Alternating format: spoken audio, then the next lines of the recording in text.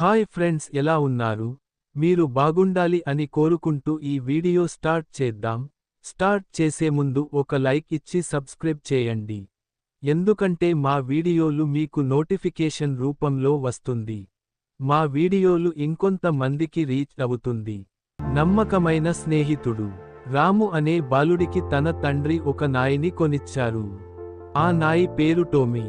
రాము చిన్నప్పటి నుంచే టోమీతో ఆడుకుంటూ పెరిగాడు. టోమీ అతనికి నిజమైన స్నేహితుడిగా మారిపోయింది. ఒకరోజు రాము తండ్రి పొలానికి వెళ్ళి, రాము ఇంట్లో ఒక్కడే ఉన్నాడు. అప్పుడు ఊరిలో ఒక దొంగ తిరుగుతున్నాడు. ఆ దొంగ ఇంట్లో ఎవరూ లేరని భావించి, రాము ఇంట్లోకి ప్రవేశించాడు. కాని అతనికి తెలియదు, టోమీ అక్కడే ఉందని. దొంగ ఇంట్లోకి రావడం గమనించిన టోమీ గట్టిగా మొరుగసాగింది. దొంగ భయపడి వెనక్కి తగ్గాడు.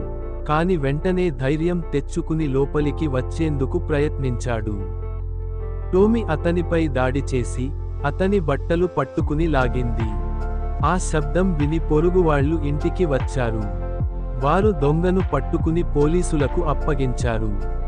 టోమీ ధైర్యాన్ని చూసి అందరూ ఆశ్చర్యపోయారు. రాము తండ్రి ఇంటికి వచ్చాక ఈ విషయానికి విని టోమీని ఎంతో ప్రేమతో నచ్చించుకున్నారు. ఆ రోజు నుంచి టోమీకి ఊరిలో అందరూ గౌరవం ఇచ్చేవారు. ఈ కథ మనకు ఒక ముఖ్యమైన విషయానికి నేర్పుతుంది: కుక్కలు నిజమైన స్నేహితులు, నమ్మకమైన రక్షకులు.